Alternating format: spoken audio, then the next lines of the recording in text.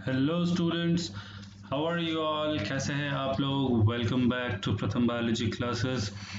सो hope doing well. तो हम अपने चैप्टर के एंड की तरफ हैं, राइट। ये लास्ट के दो टॉपिक हैं जो कि इम्पॉर्टेंट हैं।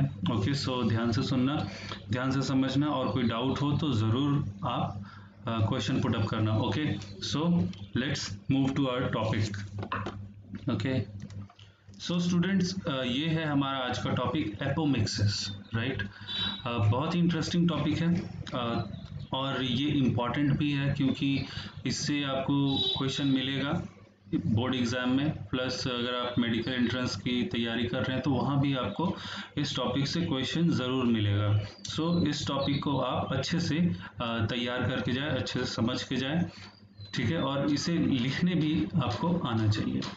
तो चलिए हम स्टार्ट करते हैं। तो देखो, सबसे पहले क्या कह रहा है एपोमिक्सिस में कि a few flowering plants have evolved a mechanism to produce seeds without fertilization called apomixis, right? तो कुछ ऐसे फ्लावरिंग प्लांट्स हैं जिन्होंने कि एक मैकेनिज्म डेवलप किया है, राइट। एक स्पेशल मैकेनिज्म डेवलप किया है सीड्स को प्रोड्यूस करने का, राइट। वो भी विदाउट फर्टिलाइजेशन, ठीक है। तो फर्टिलाइजेशन होगा नहीं।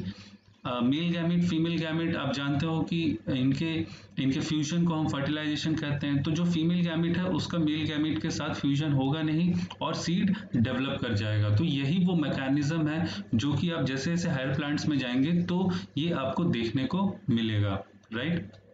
So, a special mechanism to produce seeds without fertilization called apomixis। देखो, apomixis में दो वर्ड है, एक है एपो। अगर आप इस वर्ड को अगर थोड़ा सा ब्रेक डाउन करोगे तो दो वर्ड है, एक है एपो और दूसरा है mixes. So apo means away and mixes means mixing.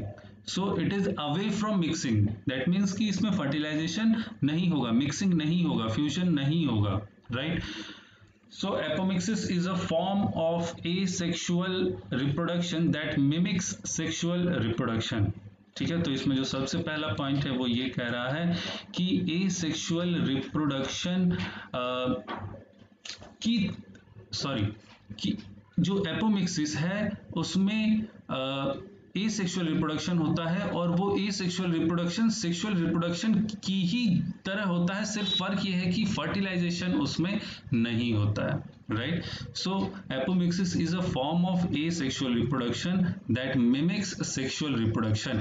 तो अब एसेक्सुअल रिप्रोडक्शन हो रहा है तो इसमें जो ऑफस्प्रिंग होगा वो कैसा होगा?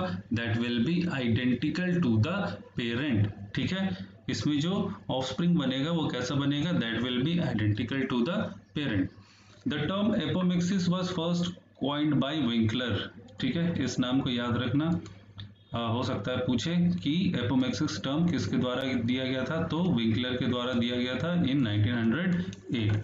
सो plant which shows apomixis are known as apomictic plant. जिन प्लांट में आपका एपोमिक्सिस देखने को मिलता है उसे हम एपोमिक्टिक प्लांट्स कहते हैं। There are several methods of apomictic development of seeds are as follow. अब ये कुछ टर्म्स है जो आपको ध्यान से समझना है। तो देखो, सबसे पहला टर्म है agamospermy, right. Agamospermy, formation of embryo from an unfertilized ovule, right. तो जो एम्ब्रियो का डेवलपमेंट होगा वो कैसे होगा?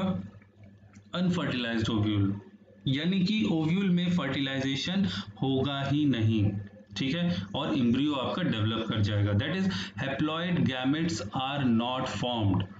इसमें जो गैमेट है वो बनेंगे ही नहीं, ओव्यूल फर्टिलाइज होगा ही नहीं और आपका एम्ब्रियो डेवलप कर जाएगा। बहुत ही एक बहुत ही इंपॉर्टेंट कंसेप्ट है, इसे आप समझने की कोशिश करें। अगर आप इस टर्म को देखें एगैमोस्पर्मी, देखो ये ए मीन्स एब्सेंट, ठीक है, गैमो मतलब गैमेट।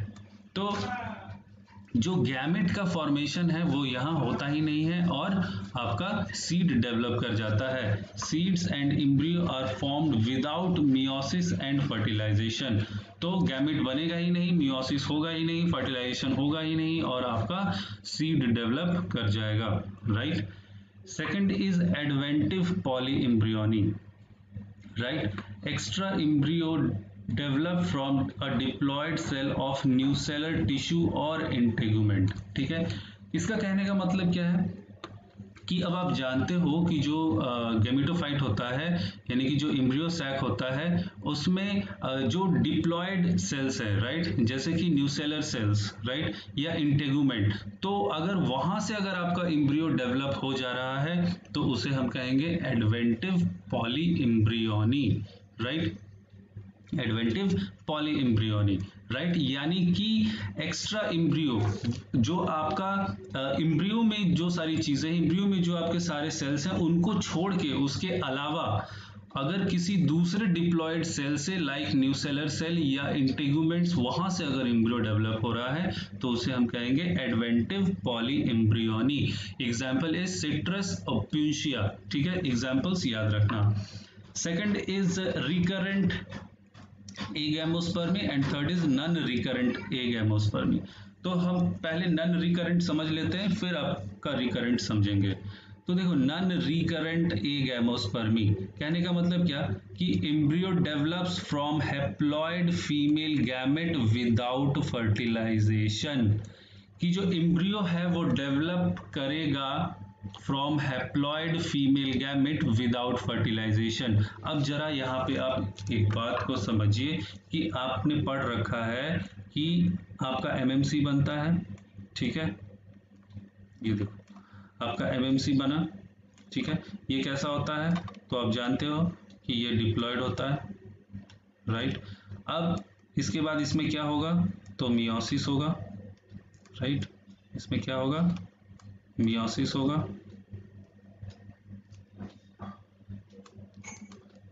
और मियोसिस होने के बाद आपका क्या बनेगा फीमेल गैमेटोफाइट बनेगा, राइट, क्या बनेगा फीमेल गैमेटोफाइट बनेगा।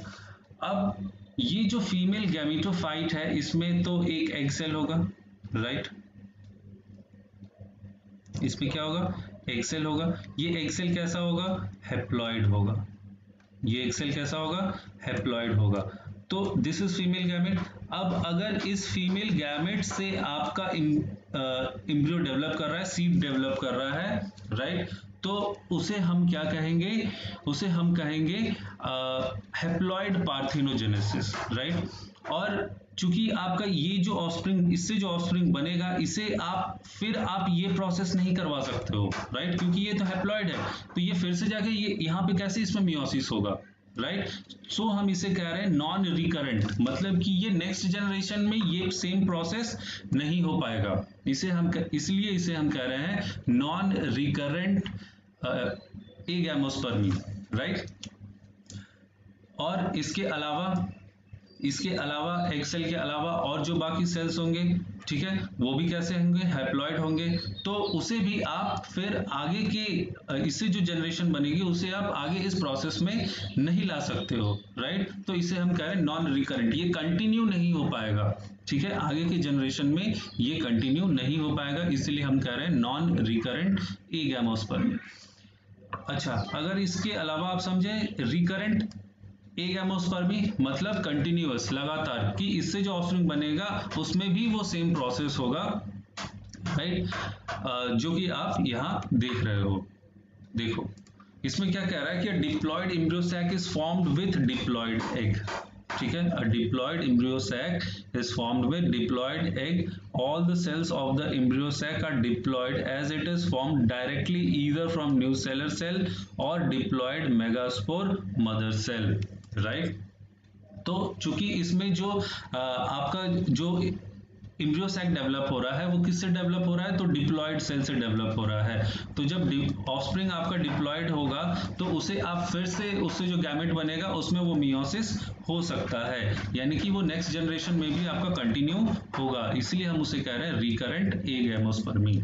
फाइन, तो ये था आपका एपोमिक्सिस का टॉपिक, ठीक है। इसमें आप याद रखना कि एगैमोस्पर्मी क्या होता है, एडवेंटिव पॉलीएम्ब्रियोनी क्या होता है, रिकरेंट एगैमोस्पर्मी क्या होता है और नॉन रिकरेंट एगैमोस्पर्मी क्या होता है, ठीक। अब देखो यहाँ पे एक और टर्म है polyembryony, development of more than one embryo in a seed. ठीक है, अगर एक सीड में एक से ज्यादा एम्ब्रियो होते हैं तो उसे हम पॉली एम्ब्रियोनिक कंडीशन कहते हैं। It was discovered by Leeuwenhoek in 1729 in orange. Okay fine, आगे देखते हैं।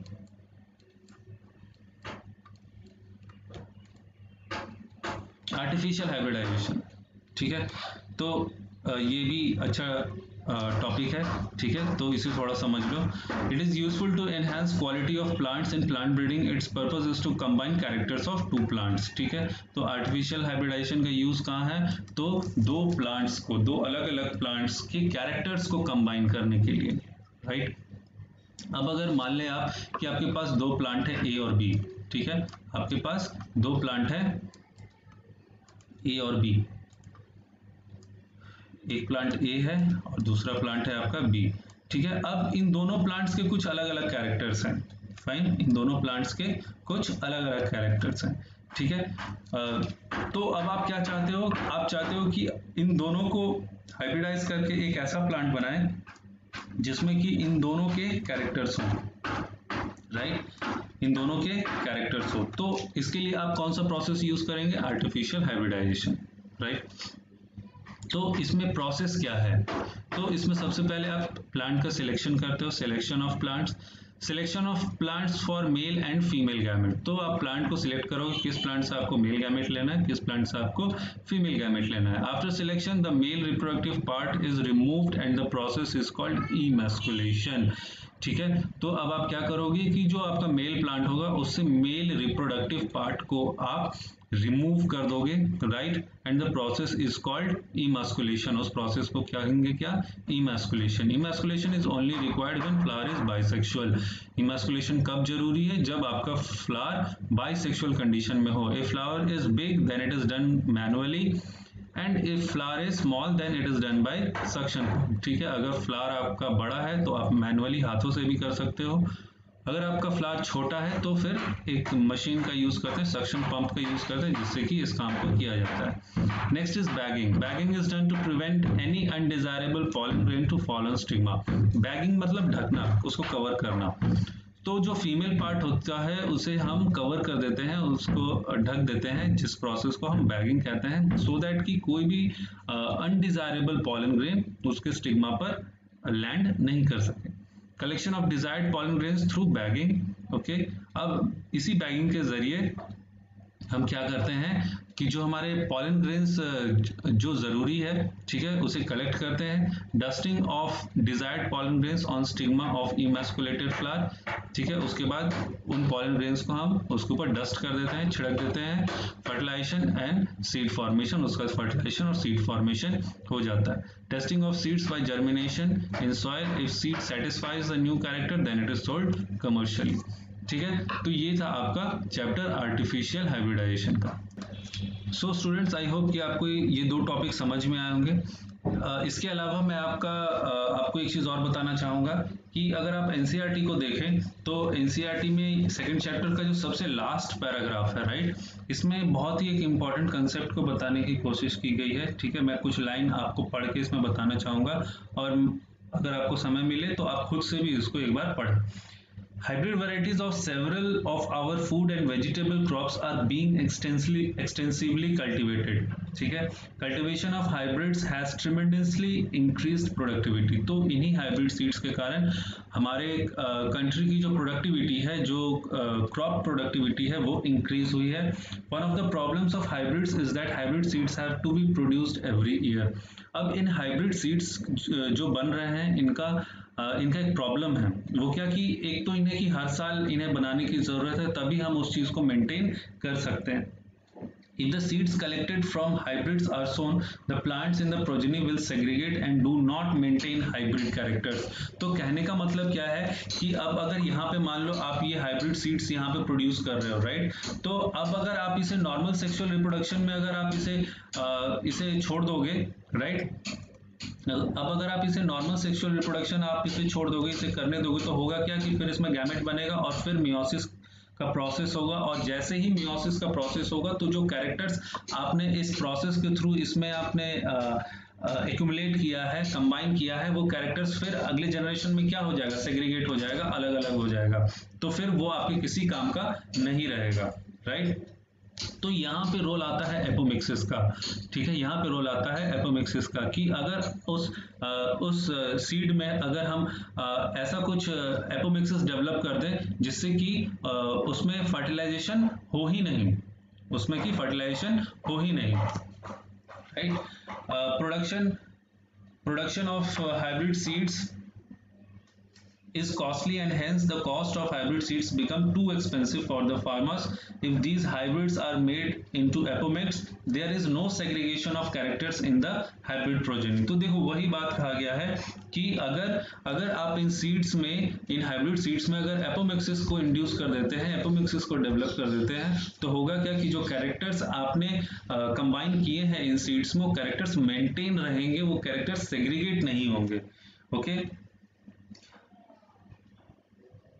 Then the farmers can keep on using the hybrid seeds to raise new crop year after year and he does not have to buy hybrid seeds every year, ठीक है। तो ये कहने का मतलब, ये कंसेप्ट है आपका जो कि आपके एनसीईआरटी में बताया हुआ है, फाइन। तो आई होप आपको ये कंसेप्ट समझ में आया होगा। अगर कोई प्रॉब्लम हो, कोई डाउट हो, कोई भी क्वेश्चन हो, तो आप ज़रूर कमेंट बॉक्स में टाइप करके क्वेश्चन पूछें, ओके। सो नेक्स्ट अगर स्लाइड की तरफ बढ़ते हैं, so the session is over, the chapter is completed, okay. So अगर आपके डाउट्स है, क्वेश्चन है, ज़रूर पूछें। क्वेश्चन आंसर्स को भी हम नेक्स्ट क्लास में डिस्कस करेंगे। टिल देन आप इन्हें खुद से लिखने का कोशिश करें, okay. Thank you so much, God bless you all.